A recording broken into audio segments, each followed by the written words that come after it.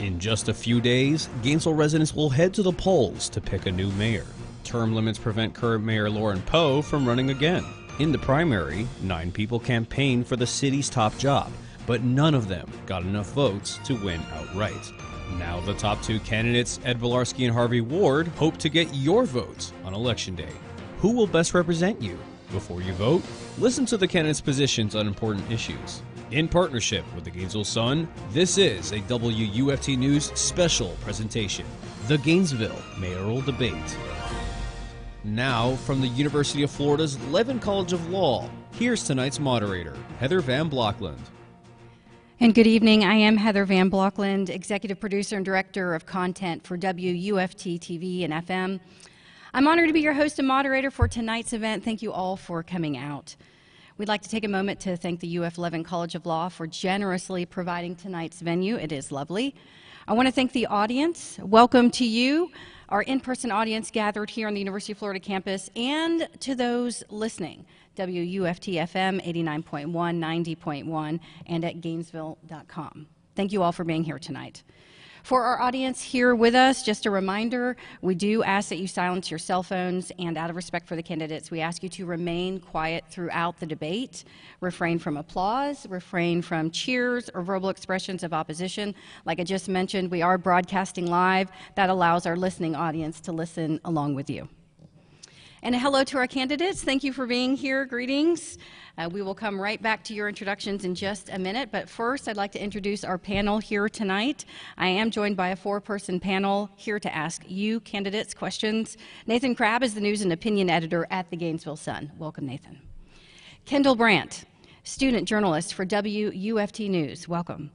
Javon Harris, local government and social justice reporter for the Gainesville Sun. Thank you for being here this evening. And Maria Victoria Camacho, bilingual student journalist for WUFT Noticias. Thank you. Now, as part of our respective news organizations' commitment to diversity, equity, and inclusion, we will be asking one question tonight in Spanish and providing translation for the candidates' responses to that question. Our translator tonight is Maria Fernanda Camacho. Bienvenidos. About social media, we invite all of you to be part of the conversation on social media during tonight's debate, if that's a way you'd like to speak, by using the hashtag GNVoice. That's GNVOICE. Now back to the candidates for their formal introduction. Thank you, gentlemen, for being here tonight. First, Ed Volarski is a former CPA with a Bachelor of Arts in Accounting and a Master's in Business Administration and Strategic Management. He has 40 years executive management experience, including startups, turnarounds, reorganizations. A professional highlight for Mr. Volarski, receiving the Deal of the Year award on Wall Street in 2013 while working for a utility in Pennsylvania. During his nearly 7 years as the general manager of Gainesville Regional Utilities, GRU, he was nominated for another Deal of the Year award in connection with a 2017 biomass buyout, which ended a decades-long power purchase agreement between GRU and Gainesville Renewable Energy Center. Thank you for being here. Harvey Ward, first elected to the Gainesville City Commission in 2017 and re-elected in 2020. He was born and raised in East Gainesville. He attended Eastside High and Santa Fe College before earning his bachelor's degree in public relations from the University of Florida. Harvey's professional background is in institutional fundraising and nonprofit management, including, in full disclosure, working for nearly a decade at WUFT-TV and FM. And as was mentioned before we started the broadcast, we do have a few ground rules. I'd like to remind everybody of those. Candidates have agreed on those for tonight's debate. So in the spirit of transparency, we need to reveal that we extended the deadline for Mr. Volarski to reply due to an email issue that was not his fault. In order to make this debate as informative as possible, the candidates will have 2 minutes to respond to the questions posed by these panelists. If a response is unclear, the panelists or I may at our discretion ask a follow-up. The candidate will then have 30 seconds to respond in those instances.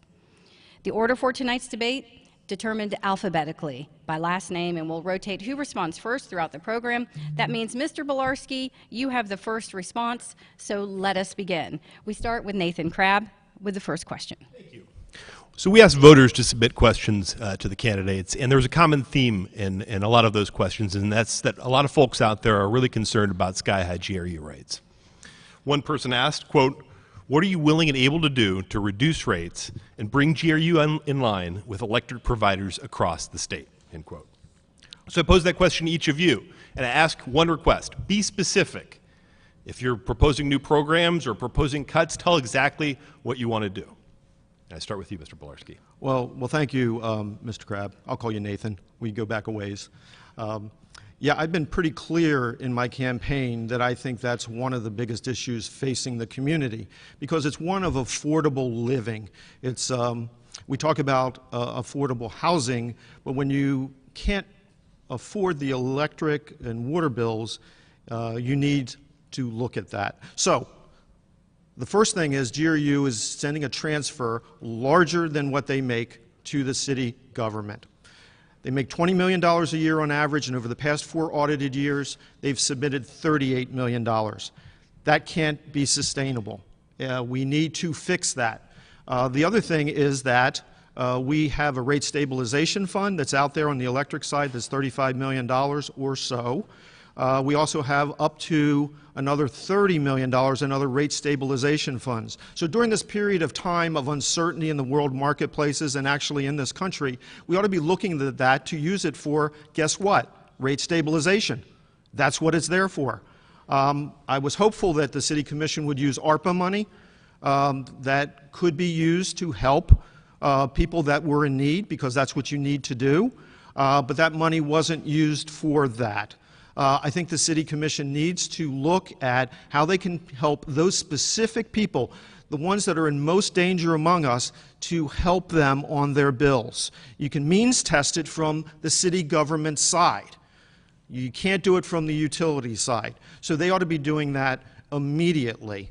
And rein in city spending. It's went from $107 million to $154 million in the period of time Mr. Ward's been in office. Thank you. Thank you, Mr. Ward. Thank you, Heather. So I'm hoping that there's going to be some fact checks at some point, because some of these figures are just inaccurate, which is shocking to me since Mr. Blokland is a CPA, but that's all right. Rate Stabilization Fund.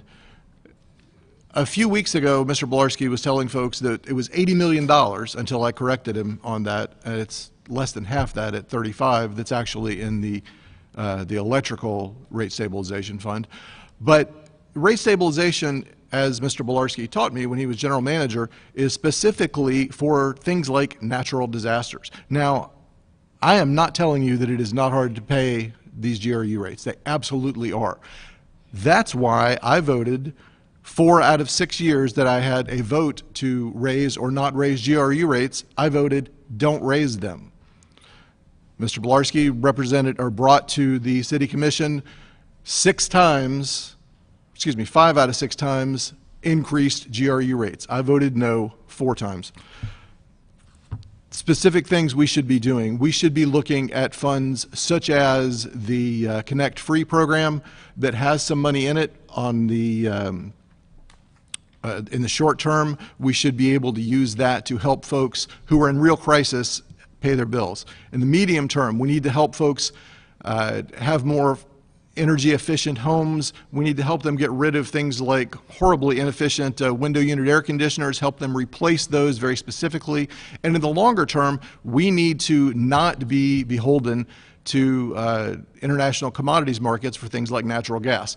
In June of 21, the city of Gainesville spent about $3.5 million on natural gas to run 2/3 of our energy, and June of 22 we spent $16 million.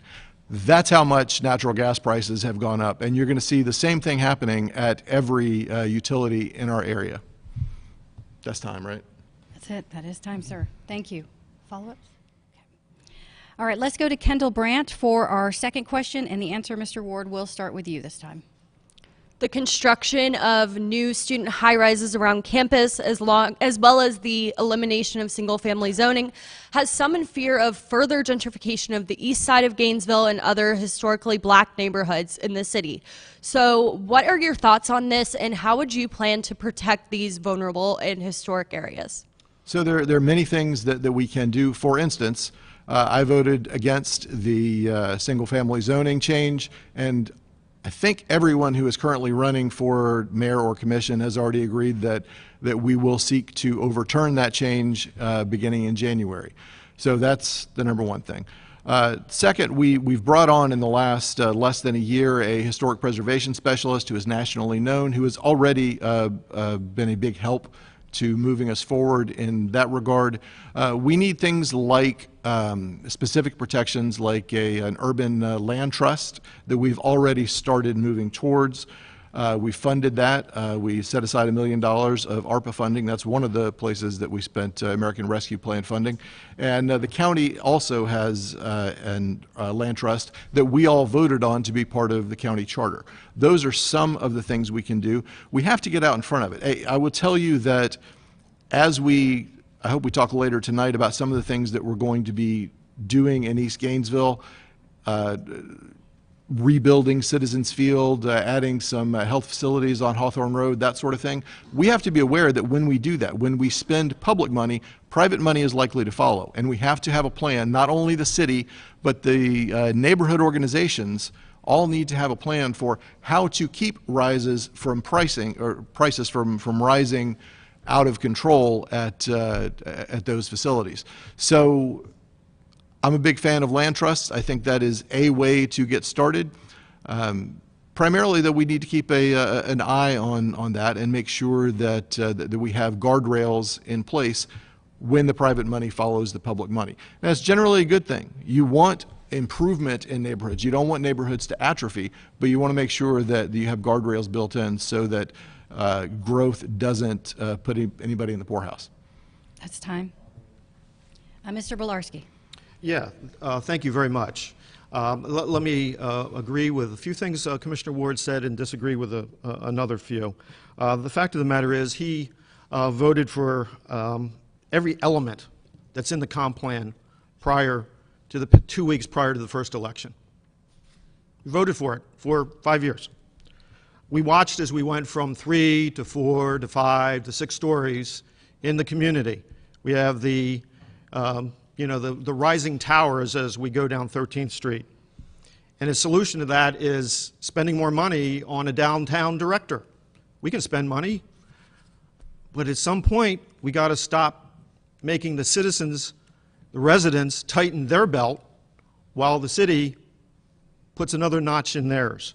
So I agree with him, though, on land trusts. I think land trusts are a great way to take the profit out of the developers' hands in terms of the land itself. And we need some more public-private partnerships that can allow us to defeat some elements of the market. But let me get back to the thing he said about the rate stabilization fund as though that I waffled on something. I'm not the waffler. Commissioner Ward is the waffler. When we had discussions before, I said you can't use the rate stabilization fund if you want to keep your credit rating. He forgets those little nuances. You see, it comes with a hitch. And guess what? You can't vote for a budget and then not vote for the rate increase. That's what I'm talking about. He voted for the budget every time knowing that it had a general fund transfer that couldn't be sustainable. Thank you. If let me talk instead of making motions, please. Thank you. All right, thank you both. Okay, we're going to move on to question number 3. Okay, this comes from Javon Harris. Thank you. In light of the injuries suffered by Terrell Bradley during his arrest, would you be in favor of revising the Gainesville Police Department's K-9 policy? And if so, what exactly would you change? And just to follow up with that, what other steps would you take to help rebuild trust between police and the community? Beginning with you, Mr. Bolarski. Yeah, thank you very much for the question. I mean, I was just shocked and appalled. And of course, we all say that, right? And then we go off with our normal life the next day. But I truly was appalled at the idea that you have animals that are doing this. Now, I know the police departments use them regularly, and there's no issue associated with that. But this is a different time, a different place, and we need a full investigation of this. And there needs to be other alternatives that we look at, because it is a function of trust in the community. When I first came to Gainesville, I was sitting up on the commission next to Charles Gostin. He said, I have to tell you one time, Ed, this is a sundown town. Well, what's a sundown town? It means if you're black, you better be home by sundown, because you're going to be in a whole lot of trouble. And so if you have that background, you have to do extra things in a community to get rid of that institutional racism that's embedded in everything that we do. So absolutely, we need to revisit it. We need to deal with subject matter experts. Look, I'm not a subject matter expert on policing. We have people that are. There are people across the country that I think are dealing with this. So I know Gainesville always wants to be a little different, and I love that about Gainesville. But at some point, we need to move forward, and we need to build back the trust, and we have to ensure that if this ever happens again, we've done everything we can to ensure that somebody isn't mauled like that.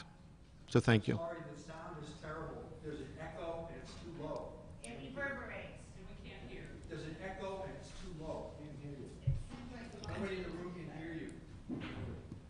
It's with every speaker and every microphone. Okay. We'll send a note. Okay, Mr. Ward, would you like to respond to the question? Yes, please. Wow, that reverb is pretty heavy. It's kind of difficult. So yes, after the Bradley incident, I was at the Police Advisory Council meeting a few days later, where Mr. Bradley was. I talked to Mr. Bradley. It is absolutely horrific. There is nothing that anyone can reasonably say that makes that better. So what do? I signed on with Commissioner Desmond Duncan Walker to have a special meeting that will be coming up the second or third week of November, where the subject is, what do we do? What are our policies? How do we make our policies better? How do we keep this from happening again? That's the real question. The canine policies at the Gainesville Police Department are more restrictive, actually, than the industry standard. We brought in industry experts over the last few weeks and had them review the policies. We have more restrictive policies. We have good training, but these things can still happen. And the question that I will have at that meeting is, what do we do to make sure this doesn't happen again? Are German Shepherds the right dogs to use if we need dogs? Are there other dogs that are better suited to this? Can we use other tactics? Would drones be a better use than dogs, perhaps? I don't know, because I'm not a subject matter expert. Former Chief Jones is. Chief Scott is. And there are many folks in our community who need to be heard in this conversation. And that's why we had a Police Advisory Council meeting and heard a lot of voices that night. It was crushing. It was extremely difficult to get through, but not as difficult for me as for Mr. Bradley. We've got to do better for the people who live here, and we're committed to doing that. That's why I called for a special meeting. Thank you, gentlemen, and to the audience, thank you for being here. We are working on the audio as we speak. We're going to continue with the debate because it is live on air, and we'd like to get to all the questions that we have. If you could just bear with us for a few more minutes. Thank you. We do have people working on it. So our next question, we are on question number 4. Maria Victoria Camacho is a reporter and producer for WUFT Noticias.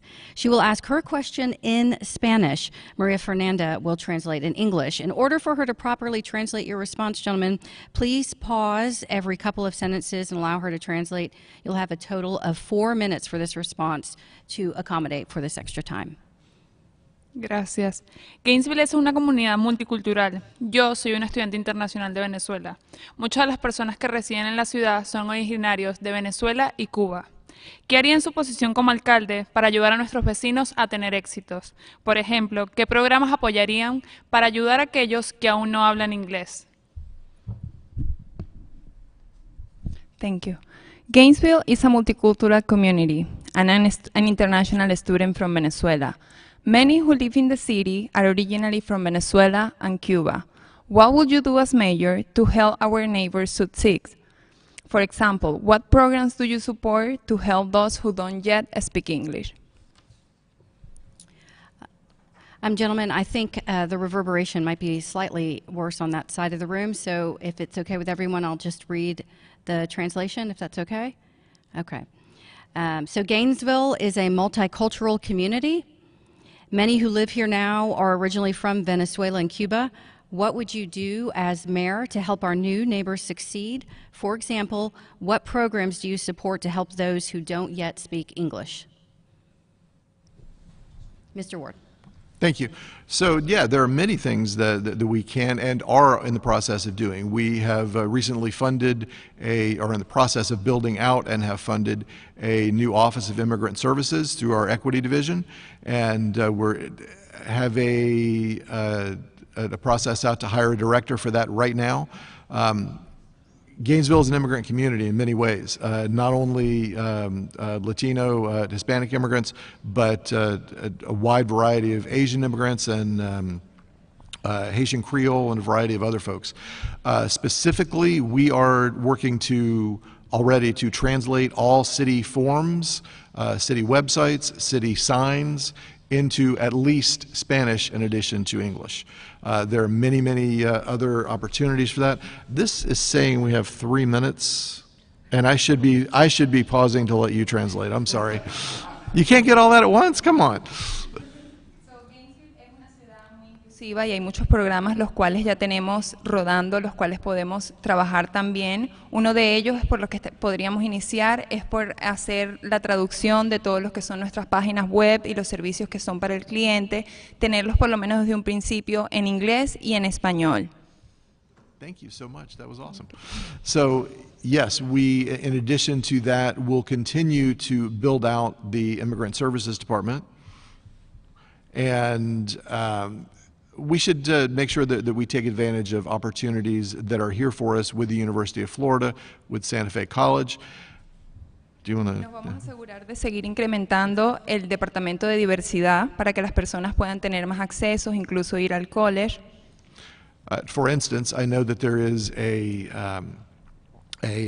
translation certificate that is available at the University of Florida. And one of the reasons that I know that is because my wife, who is right over here, Jillian Lord Ward, used to be chair of the Spanish and Portuguese Studies Department at the University of Florida.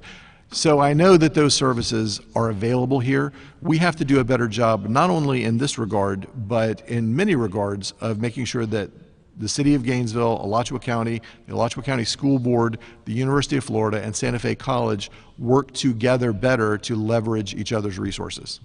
Hay muchas iniciativas las cuales podemos continuar desarrollando. Una de ellas es la certificación como translator de inglés a español o en cualquier otro idioma, la cual presenta la Universidad de la Florida, pero también queremos juntarnos con todas las personas del condado, las escuelas, la Universidad de la Florida, para poder llegar a tener una comunidad un poco más diversa.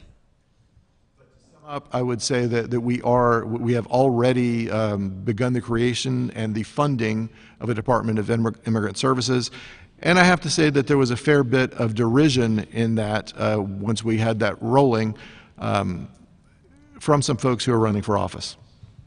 Perfecto, ya tenemos algunos departamentos aprobados, los cuales tenemos que seguir trabajando con ellos, pero en cuanto yo pueda entrar a la alcaldía, podríamos empezar a trabajar también con ellos continuamente. Continue to be a welcoming city and one where no matter where you are from or who you are or who you love, you know that you belong right here in this community. Mi mensaje es para todos los habitantes de Gainesville, que no importa de dónde las personas vengan o de dónde sean, que esta es una comunidad a la cual les da la bienvenida a todos. That's it. Thank you, Mr. Ward. Same for you, Mr. Bolarski. And just while we're waiting for audio to get updated and refined, maybe if we could all try to speak off mic a little, turn your head sideways, it helps slightly. So The issue is with the TV volume back there. Yeah, It sounds like from here. yeah, yeah. As long as you Again, can I understand. agree with Mr. Wood. Yes, yes, I'm with you. I'm with you. Okay, Mr. Bielarski, you have 4 minutes. Oh, okay. When I think about the immigrant services and I think about becoming a welcoming community, well, we are a welcoming city. I think we have to consider that to be a truly welcoming city, we need to have jobs for folks that are coming into this community, and we need to sustain the livelihoods of folks that are also here. I'll stop. Cuando pienso en la comunidad y en cómo podemos ser un poco más inclusivos, una de las primeras cosas que viene a mi mente es el crear muchos más trabajo para todas aquellas personas que están llegando a esta ciudad de diferentes comunidades. So I come to this being we talk about double gators. I'm a double Jesuit in that I went to 2 Jesuit universities, Loyola, and I went to St. Joe's. So I think about all of this as a balancing of individual rights. So you always have to balance these things. Go ahead. Pienso en el balance de los derechos individuales, los cuales traigo pues con esta anécdota de que siempre dicen acá, tú eres un double gator, como has ido a la Universidad de Florida 2 veces, él es un double Jewish y trae ese pensamiento desde allá.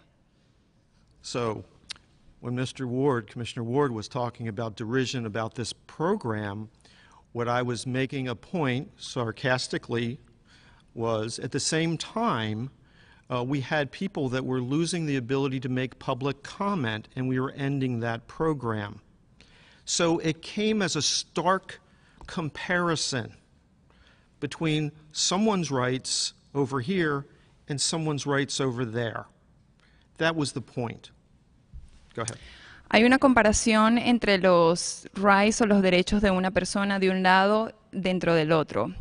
Con la clausura de algunos programas estamos dispuestos a abrir muchos más de manera que las personas se puedan sentir más incluidas y sientan que más que un derecho es un acceso el cual tienen para los trabajos.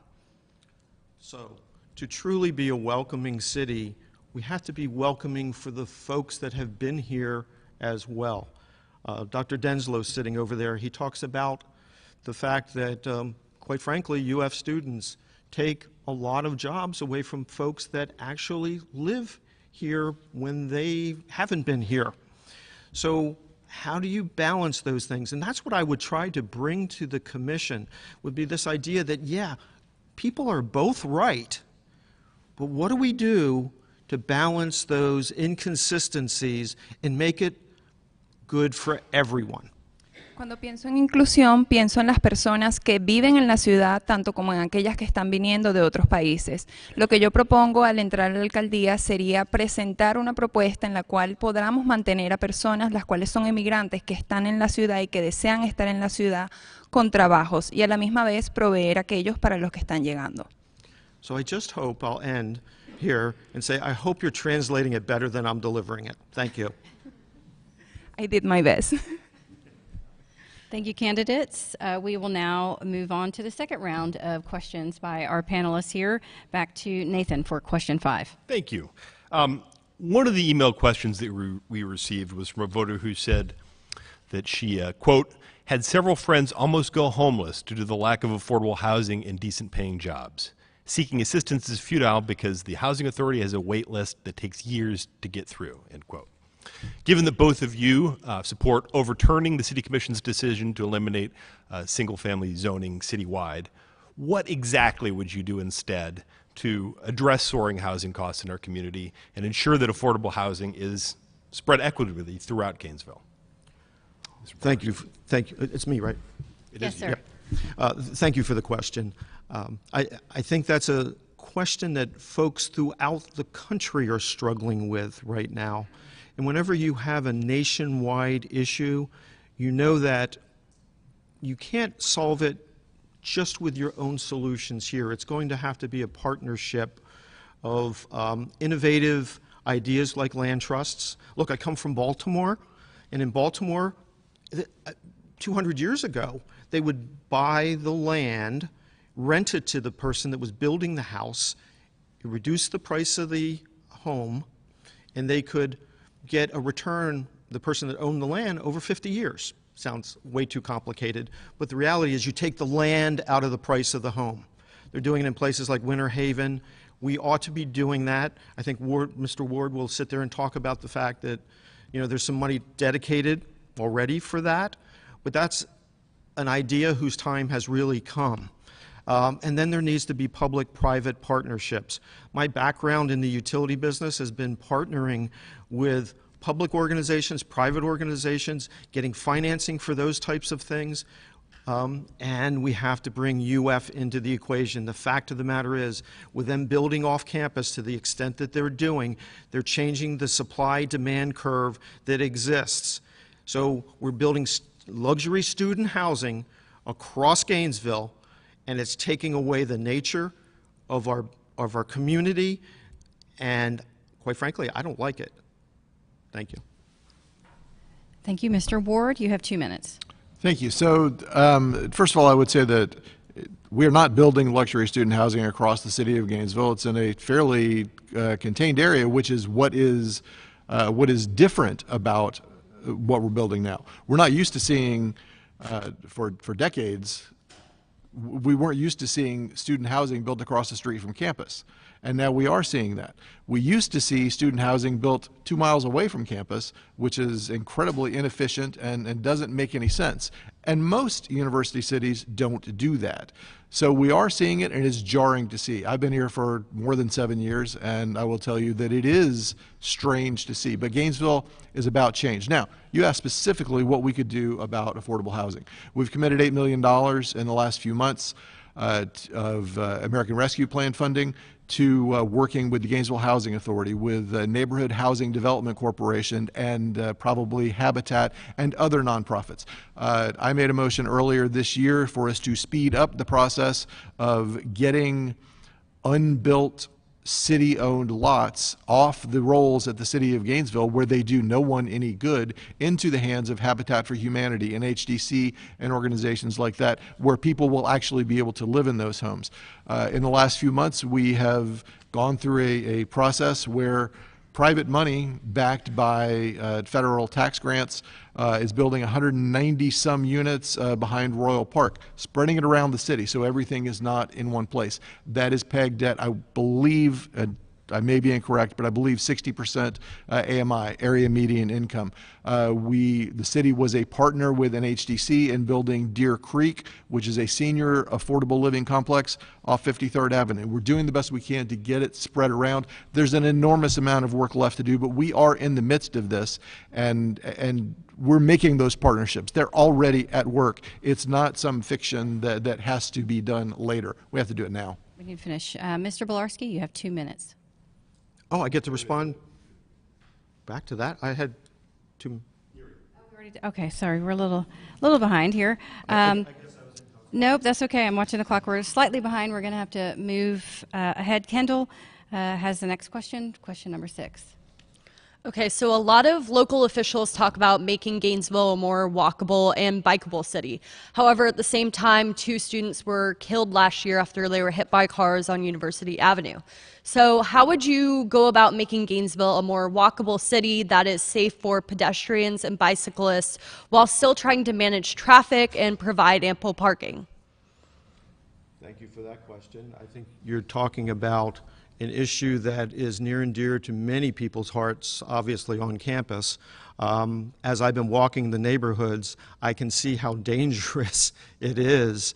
Just me walking across intersections, along bike paths and things like that. So the whole idea of commingling bikes with 3,000-pound automobiles, as well as pedestrians, to me is just nonsensical. It just doesn't make any sense. So the only way to mitigate that is to have those areas specifically dedicated toward bikes or toward automobiles. I know we have the complete street concept that we want to put throughout the community, but again, the biggest issue we have in this election and with the future of the City Hall is that we have a city government that is in free fall. We don't have money to do what we're trying to do now. We have you can put your hand down, Commissioner Ward. I can see your gestures. It's very, very effective. So I would ask Mr. Ward what he would do with the $14 million of money that is coming from GRU that they can't pay for. But I guess that's just okay with you, Commissioner Ward. You'll just let GRU build another $68 million in debt and get another double-notch downgrade. I guess that's just fine with you. Thank you. You about done? My turn? You have 2 minutes. Thank you. Ed, that's offensive.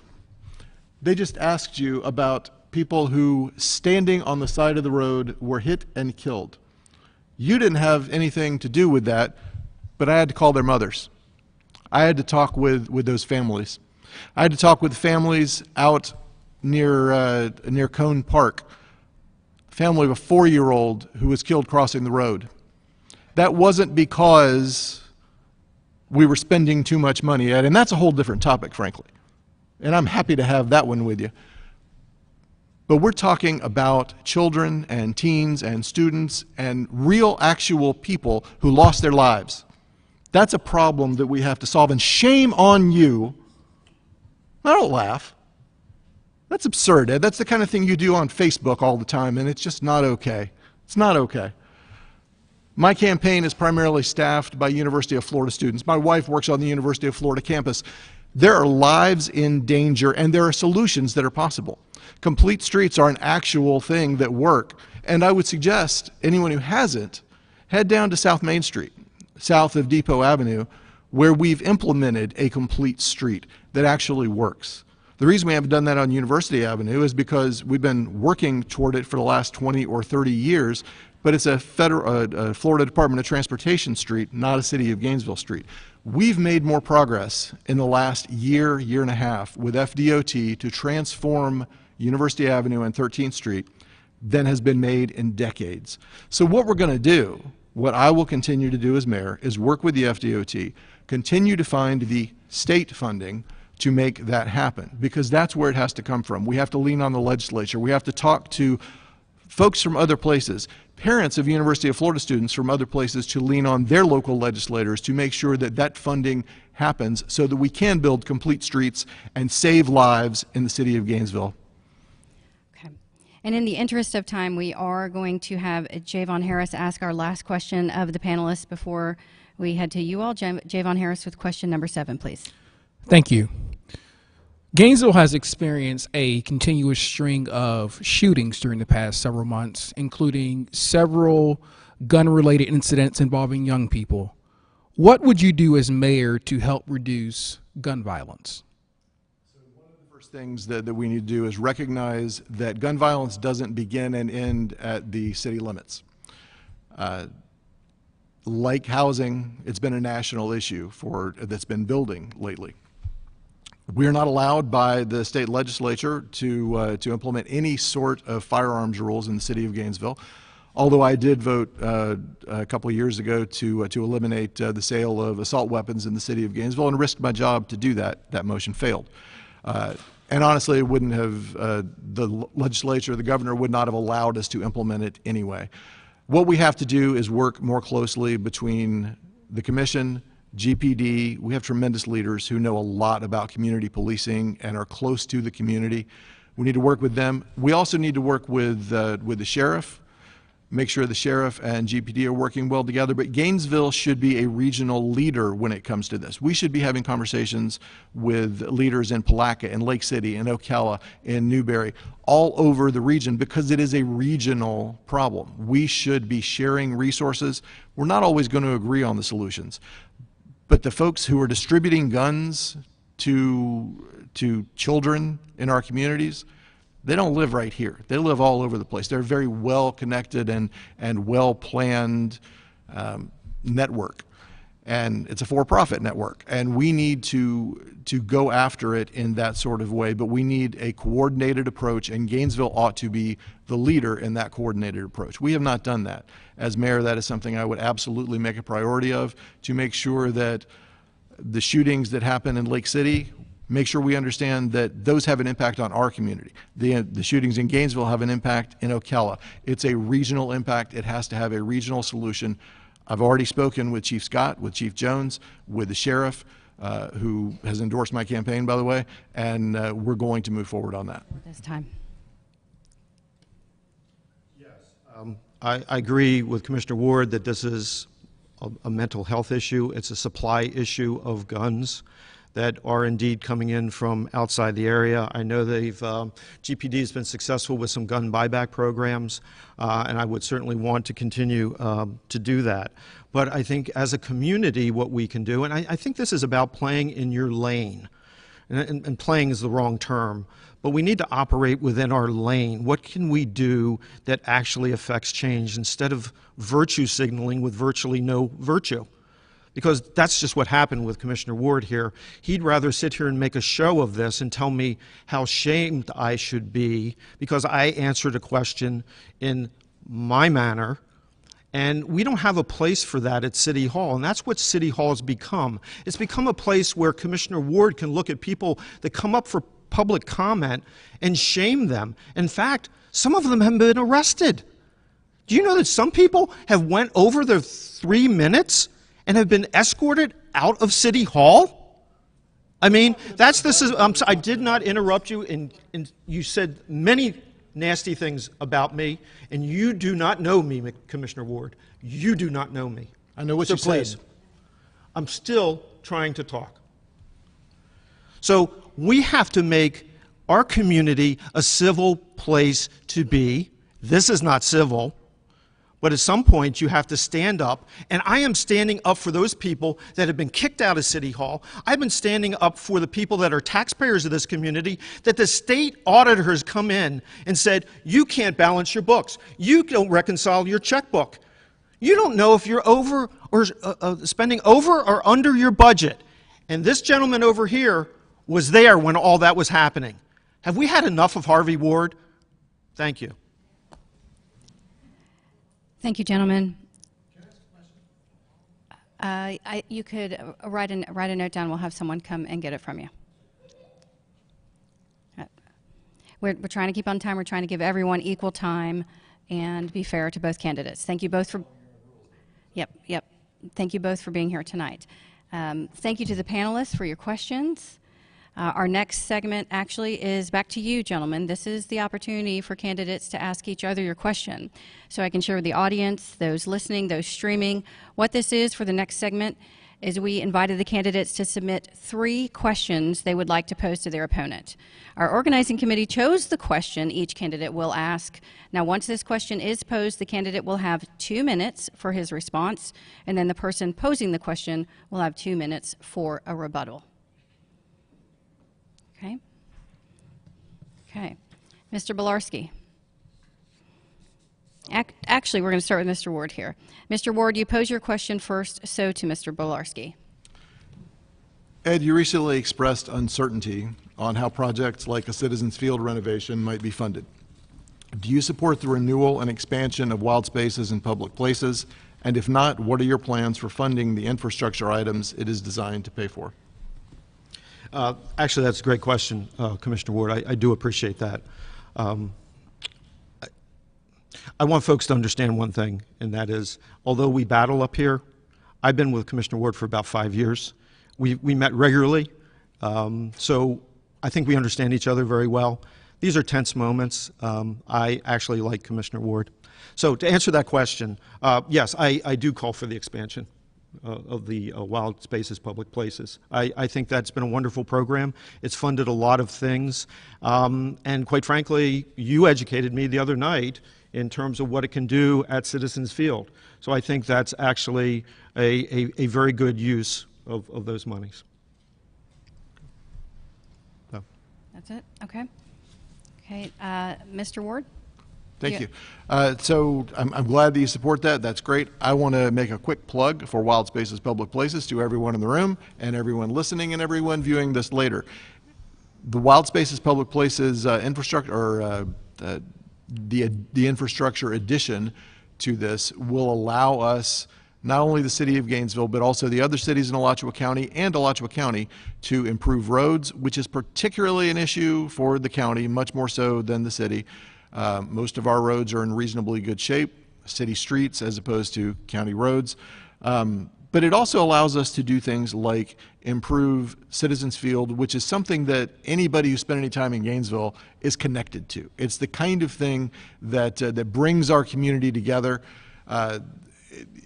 Most of Gainesville has either played football there, played in a band there, had a relative or a child or a friend who played there, and we haven't done any serious work on that structure in probably 40 years. We have a $40 a year contract with Alachua County Public Schools, and that is up next year. I've spoken with most of the people who ran for school board and everyone currently sitting on the school board about what their hopes and dreams are for that facility. Citizens Field has essentially one use, and that's football and soccer and a little lacrosse. But the primary tenant is Alachua County School Board. So I don't want the city of Gainesville to say we have GCRA money and Wild Spaces Public Places money, and we're going to tell you what's best for you as the user of the stadium. We need to include the school board in the conversation to find out what it is they need. One of the things I know that they need, because they've told me, is a better facility for concessions, because it is absolutely falling apart. Citizens Field looks and feels to me a lot like it did when I played football there in the early 1980s. That's not okay for our community. Well played, Commissioner Ward. All right, the table's turn now. Mr. Bolarski, you have time to ask your question of Mr. Ward. And did you ask it of me? I asked it of Commissioner Ward? Yeah. Okay. Okay. Let's see. The city's general fund expenditures have grown from $107 million in fiscal year 16 to $154 million in fiscal year 23.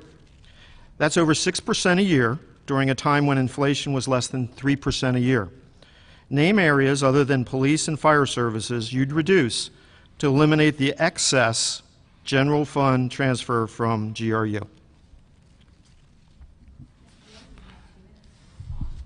So the first thing I would say is that you got your math all wrong, Ed, and I'm sorry to break that to you, but the fiscal year 16 budget got voted on 2 years before I was in office. 2 years. The first budget that I voted on was fiscal year 18. So your increase is founded on bad logic, bad facts. That's okay. We all make a mistake. I tried to correct you a few times earlier, and you wouldn't have any of it. So there we are. This is not the only place where the facts that you're putting out there simply aren't true. And if the assertions that you make aren't true, then the results that you reach are not going to be accurate. And unfortunately, that's where we are right now. About a year ago, when I helped craft a solution that reduced the general fund transfer, which is the amount of money you move from the GRU side of the ledger to the general government side of the ledger, it's all City of Gainesville, I helped craft a solution that lowers the GFT by $2 million a year for 7 years. Between revenue growth, expected revenue growth, and lowering it to that, we'll get exactly where Mr. Bolarski wants us to get to by 2027. That's the reality of it. And Mr. Bolarski said that that was a bold, I don't have the quote here in front of me, but he called it a bold solution a little over a year ago. He liked it. We talked about it in my office. He thought it was a pretty good solution to move forward. It wasn't exactly what he wanted, but it's what we were able to do. The idea that we're going to take about 10% of the general government budget and yank it away all at once is not responsible. It's simply not responsible. There are issues with the math on the other end of saying of some of your other assertions that we don't have time to get into. But again, if your base assertions are incorrect, we're going to reach a bad result every time. Mr. Bolarski, 2 minutes for your rebuttal. Yeah, thank you very much. Thanks for your response, Commissioner Ward. But unfortunately, I didn't say it was associated with you. I just said from fiscal year 16 to now, this is the result. I didn't associate it with you. And I said that the inflation has been that during that period of time. So you're taking offense to something that was not offensive. So in regard to your solution to this and the $2 million reduction, that still puts us $42 million in the hole. And with all due respect, at the time I said that, I was trying to sell a bad deal to the rating agencies because you were my boss. You were my boss. Therefore, I was making lemonade out of sour lemons. And I think you appreciated that at the time, which you don't right now. So let's talk about what these numbers are, because we talked about concrete solutions to this. And during that period of time, culture and recreation, because your typical answer to this is, well, police and fire, we need police and fire, we can't reduce police and fire. Well, culture and recreation grew 80% during that period of time. 80%. Safety, which is police and fire, grew 20. Okay, 80, 20. General government grew 92.5%. So the vision, the mysticism that you're throwing out there that I'm getting my numbers wrong, these are coming right off audited financial statements. And at the same time, the burden on the community, property taxes, have went up 67.5%. Now, you didn't vote for property tax increases, but you never did the rollback rate, and you certainly took those sky-high assessments, and you got those folks to pay those property taxes. Thank you very much, Commissioner Ward. Thank you, gentlemen. One final question for both of you from me. With the selection of Ben Sasse as the sole nominee for UF President, a lot of folks have concerns for what this means for their community. What are your thoughts on the choice, and how would you work with him if selected? 1 minute each for your response. Mr. Ward, let's start with you. Thank you. So I'm troubled by the selection process deeply. It's not the sort of thing that any municipality in the state of Florida could ever get away with, and I don't really know how the Board of Trustees got away with it. It's certainly not in the sunshine, and that troubles me quite a lot. Unfortunately, it puts Mr. Sasse in a situation where he's already behind, between a rock and a hard place when it comes to the community. I don't know what his actual opinions are. I know that he had to make votes and get elected in Nebraska as a Republican senator. I'm hopeful that his actual policies do not harm reproductive rights in our community, that they do not actually harm LGBT rights in our community, that he will in fact come here and be good to my alma mater, to the people who work here, to the people that it serves. If those things turn out to be true, we'll have a great relationship. If he harms those rights that we all kind of take for granted, we won't get along very well. Thank you, Mr. Ward. Mr. Bolarski, a minute for you as well to respond to the same question. Sure. I thank you again for that question. I mean, it is something that's affecting the community here. I am concerned about the transparency of the process. I mean, in a state in which the Sunshine Law was, I guess, came under the Lawton administration, it's kind of surrealistic that you would have that kind of a process at the state school. So I do share Commissioner Ward's concerns. I can only hope that, as somebody that came into the community 7 years ago, myself, and fell in love with the community and its eccentricities and its values, that the same thing can be said for Mr. Sasse. I think Gainesville grows on you. It's a wonderful place. Couldn't think about living any other place but here. So I hope that goes for Sasse and his adjustment to a place other than the Midwest in Nebraska. Gainesville's a unique place. Thank you both. Thank you, gentlemen. Thank you for your candid answers. Thank you for following our guidelines. We are all done with questions for you both. It is now time for both of you to make your direct appeal to voters. You each have 2 minutes for closing statements. Mr. Bolarski, we need to begin with you here. Well, thank you very much, and thank you at Gainesville Sun and WUFT for sponsoring this event. This is not without its glitches. I see my time hasn't started, so I'm getting free time at this moment. So thank you all so much. I've walked the community. I've knocked on 18,000 doors. I went through 4 pairs of shoes and put in about 750 miles. I dropped by to see my wife at lunch, and it's been an 8-month process that I've thoroughly enjoyed. And I've learned a few things, and one of the things I've learned is that GRU bills are the constant. That's what the community is worried about, because it's the issue that's stopping us from affordable living. So what I've told folks is we've got to end the City Commission's addiction to that customer money. GRU can't make $20 million a year and turn over $34 million a year now and be a sustainable utility. It's just not going to happen. We need to stop this war on these community values.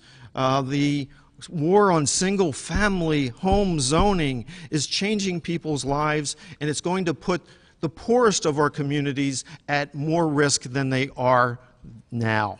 And finally, we need to get to affordable renewable. I came into town trying to get us out of the worst contract in North America, and that was the biomass contract. Saved $1 billion, which Commissioner Ward has acknowledged was a very good deal. And I've been a champion of renewable ever since. We ended dependence on coal. We are no longer dependent on coal as a primary source of our fuel. In fact, we can be off of it entirely if we so chose at any particular time. Entered into the cheapest and largest solar deal in the history of GRU. And I made the biomass plant work.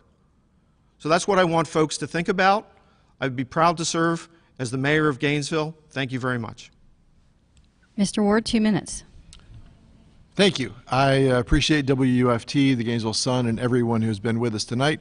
You all have your work cut out for you with some fact-checking, because there was a lot of assertions made tonight that were not accurate at all. Y'all, I was a weird kid. My heroes growing up were Jimmy Carter and Bob Graham. That's still who I want to be when I grow up. Instead of football jerseys, when I was a teenager, I bought a necktie with little Floridas all over it because I saw Governor Graham wearing one like it. I often wear that tie to commission meetings to remind me what public service is supposed to be. I'm wearing it right now. Now, I'm no Bob Graham, but his example taught me how important the public trust is and how precious and how fragile our state and our nation are. As a Gainesville City Commissioner, when I worked to conserve more than 700 acres of forest and wetlands, I was walking in Bob Graham's footsteps. But his example isn't the only one I hold in my mind and in my heart when I go to work at City Hall. When I fought to expand voting rights in our city and to create an heirs property program, I was walking a trail that was cleared by Ms. Cora Roberson and so many others. When I voted to build a paid family leave program and to increase pay at the city of Gainesville at the bottom end, I was honoring the legacy of my great-grandmother who ran a subsistence farm and raised 6 children in rural Alachua County as a widow, and who moved into Gainesville with herself and her son to try to make a better life for him. When reproductive rights and LGBT protections and safe streets and clean energy votes come before our commission, I'm voting for my daughters and my interns and their generation and the generations that follow them. That's how I vote. Those are the places where I stand. That's who I am. My name is Harvey Ward. I'm running for mayor of Gainesville, and I'm asking for your vote. Thank you. Thank you, Mr. Ward. Thank you, Mr. Blokland. Thank you to the audience. Thank you to the panelists. From all of us at WUFT and the Gainesville Sun, thank you. Now that you've heard from the candidates, it's up to you to cast your ballot on Tuesday, November 8th. Polls are open 7 a.m. to 7 p.m. Thank you, and good night.